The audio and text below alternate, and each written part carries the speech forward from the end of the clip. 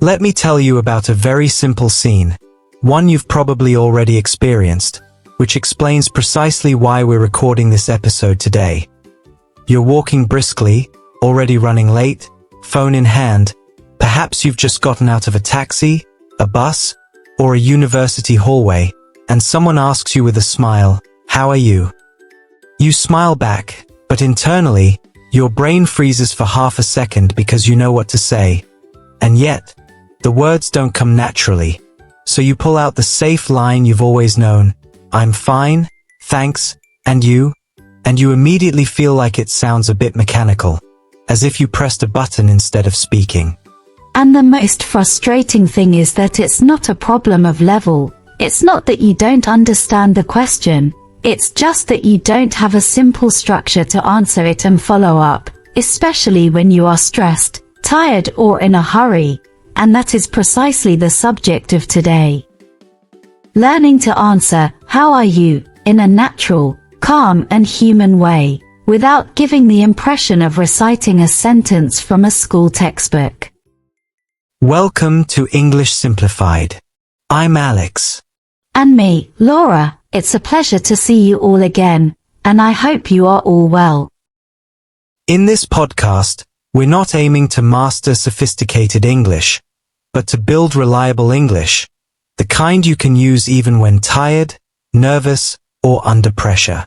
Your goal isn't to impress, but to create a connection, and that connection begins with a simple habit. You answer, then ask a short question in return, because this brief exchange is essential for maintaining the dialogue. Relax and we'll get started right away. So here's the structure of this episode, and we'll keep it concise. First, answer followed by a simple follow-up question, then answer followed by a connecting question, meaning you link your follow-up question to something you already know about the other person, even a small detail, because that's what brings your English to life. This matters a lot for listeners in Bangladesh, India, Pakistan, and beyond, because English often appears in high-pressure moments, like a manager greeting you before a meeting, a teacher speaking quickly before class, a customer calling when the line is noisy, a receptionist asking questions while people are waiting, or a visa officer beginning an interview. In those moments you don't need perfect grammar. You need a calm opening that gives you time to breathe. And one more truth that many learners need to hear. Most people are not judging your English the way you judge your own English. They are busy with their lives. They mainly want clarity and a respectful tone. So if you speak slowly, choose simple words, and keep the conversation flowing, you already sound more confident than you think. Let's be fair to your past teachers. That line helped you start speaking, and you can still use it in very formal situations, but in everyday conversation it can feel like a script, because it is long, very school polite, and it often sounds disconnected from real emotion. The issue is not the meaning, the issue is the rhythm. Native speakers usually answer with shorter, more natural pieces, then they throw the question back quickly, and that back and forth makes the moment feel easy, which is why today we focus on patterns, not on memorizing 1,000 separate sentences. Let's begin with the first pattern, and notice how small it is. One honest line about you, then one basic question that returns the conversation. This is how you stop sounding like a robot without learning 20 new sentences. Here is a simple positive version. I'm doing great, thanks, how about you? And you can say it with a soft smile and a steady pace. And it works with friends, colleagues, classmates, and even strangers in polite settings. Here is a normal everyday version. I'm pretty good, thanks, what about you? And this one is strong because it is short, easy, and natural, especially when you are walking, carrying something, or speaking in a busy place. Here is a friendly version that opens the door a little wider. I'm doing okay, thanks, what's new with you? Which simply means, is anything new happening in your life? and it works best with people you know a little, like a coworker you see often or a neighbor you meet again after a few weeks. In many places, including South Asia, people ask, "How are you?" while moving fast, and they do not always expect a long answer, so you need a short response that still feels warm.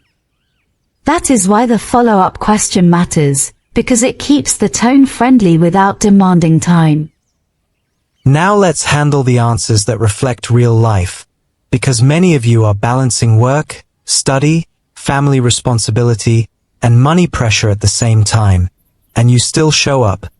You can sound honest without sounding negative, and you can protect your privacy while still sounding human.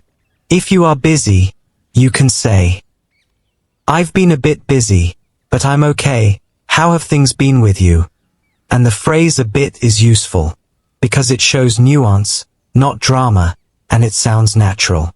If you are under stress, you can say, "It's been a bit rough lately, but it's getting better. How have you been?" And this sentence is powerful because it is true for many people, and it stays respectful, because you are not asking for sympathy, you are simply being honest in one calm line. If you want a softer line that works on hard days, you can say, "I'm hanging in there, how about you?" And it is friendly, simple, and steady, especially when you are tired. And when you feel genuinely good, you can say, "Never been better, what about you?" And it works when you have a small win, like finishing a project, passing an exam, receiving good news, or finally sleeping well after a long week.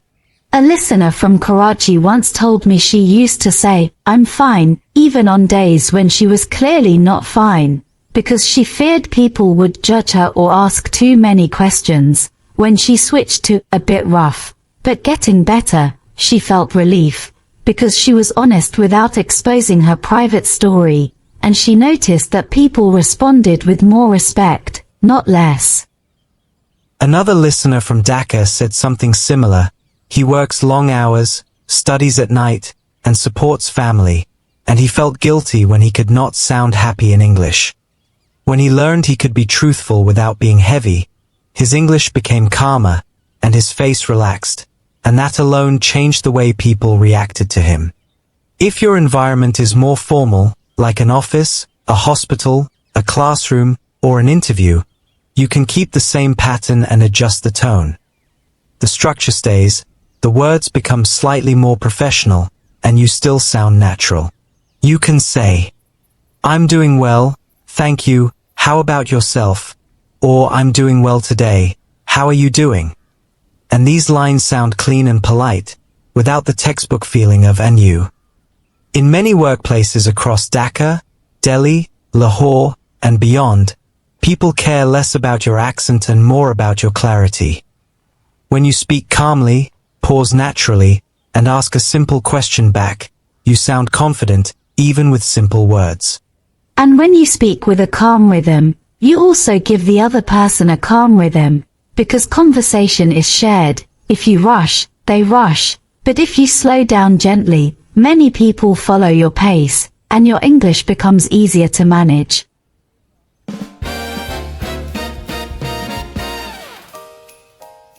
Now we move to the second pattern, and this is where your English starts to feel socially fluent, even at a beginner or intermediate level. Because you are not only answering, you are connecting. You are using one small detail to build a bridge, and that bridge makes people want to continue talking with you. The first template is, "I'm doing great, thanks. I heard you started something new, how's that going?" And you can replace something new with a new job, a new course, a new city, a new routine, a new shift schedule, or a new responsibility at home. The second template is, "I'm pretty good, thanks. I saw your message about your project. What's the update?" And you connect to something you noticed, like an email, a photo, a post, a presentation, or a small achievement. The third template is, "I've been a bit busy, but okay. I remember you said you were working on something important. Any news?" And this one is warm because it shows you listened earlier, and people feel respected when they feel remembered. Connection questions sound natural because they show attention, and attention is what makes conversation human. You don't need big words, you need small awareness, and that is a skill you can build quietly, just by noticing one detail and using it kindly. Let me add a few small details that do not require more vocabulary, but change how natural you sound, because sometimes your words are fine, yet your delivery feels tense. First, use a short thanks. When you can, not as decoration, but as a soft landing, I'm doing good, thanks. And then you breathe and continue, and your voice sounds less sharp. Second, keep your answer honest but not dramatic, so instead of long explanations you give one clean line, and you save the details for later only if the conversation stays open. This is important for many of you who live in busy homes, shared rooms, or crowded hostels, where private life is complicated, and you don't want to expose everything in public. Third, when you are nervous, slow down the first 3 words only, because once the engine starts, the rest becomes easier. In real life, the first 3 words carry most of the pressure, and when they are calm, your confidence returns. I remember a student from Lahore who said he always rushed the greeting in interviews, because he wanted to prove he was fluent, and that rushing made him sound less confident. When he began with a calm line, I'm doing well, thank you, and then added a basic return question, his shoulders relaxed, and the interview relaxed too, because the conversation sounded stable. Another learner from India told me she felt small when colleagues spoke fast around her, but she learned one professional habit that helped her. She answered slowly and clearly, and she asked a simple question back, and that moved the focus away from her accent and toward the shared moment, which is where you want the focus to be. Imagine a scene many of you know too well. You join a Zoom meeting, your camera turns on, your manager smiles and says, "How are you?" And your heart starts beating, not because you don't know English, but because you fear the silence after your answer. Pattern 1 saves you instantly. I'm doing well, thanks, how about you? And the silence disappears, and your mind opens. Imagine another scene. You are at a university office. You are asking about documents. The staff member says, "How are you today?" And you feel shy because your English is not fast. You can still be smooth. I'm doing okay, thank you, how are you today? And that calm start gives you confidence to ask your real question. Now a workplace scene. A colleague says, "How are you?" And you remember they mentioned an exam, a child's school, or a big deadline. You answer and connect. "I'm pretty good, thanks, how did your exam go?" Or "I'm doing well, how's the deadline going?" And suddenly you are not just speaking English, you are building relationships through English. Now a customer service scene, because many listeners work in support roles, sales, reception, logistics, or call centers. The first seconds decide the whole tone. So when you say, "I'm doing well, thank you, how can I help you today?" Your voice sounds professional, and you move smoothly into the real purpose of the call, without awkwardness. A listener from Bangladesh shared something that stayed with me. He practiced English on the rooftop at night because it was his only quiet place, after long hours of work and family duties, and he said the hardest part was not vocabulary, it was small talk, because small talk felt like a test.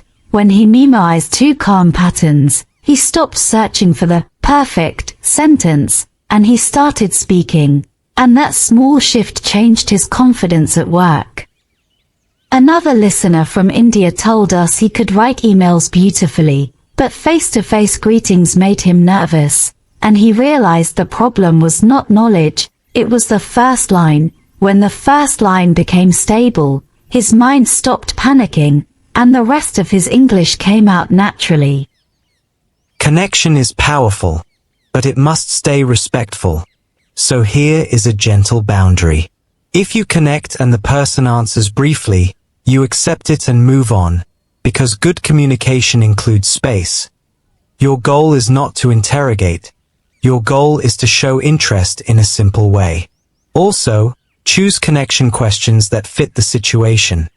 In professional settings, connect to shared work, not private life, and in social settings, connect to safe topics, like studies, travel plans, or a recent event they mentioned, because safety keeps you confident. For example, you can say, "I'm doing okay, are you still working on that project?" Or, "I'm doing well, how's the new class going?" And these lines stay polite, helpful, and natural. In our cultures, family is important, and care is normal, but privacy is also important, so you can show kindness without pushing. "I heard your mom had good news, how is she?" Is warm, yet gentle, because it invites a simple answer, not a long explanation. Let's lock in the core message in one calm idea. Stop ending your answer too fast, because when you answer and return a question, you keep the door open, and open doors create practice, practice creates comfort, and comfort creates confidence. Your English becomes dependable, not because it is perfect, but because it is steady. So wherever you are listening from, Dhaka or Delhi, Karachi or Lahore, Chittagong or Islamabad, or anywhere else, don't chase complicated English, build calm structure, speak gently, and keep going, because real fluency is not speed, it is comfort. You're not behind schedule, you're building, and when you build with a calm structure, you're not just learning English, you're learning to express yourself in English. We're happy to have you with us, and we'll make sure this journey remains simple, steady, and professional, one conversation at a time. Until then, take care.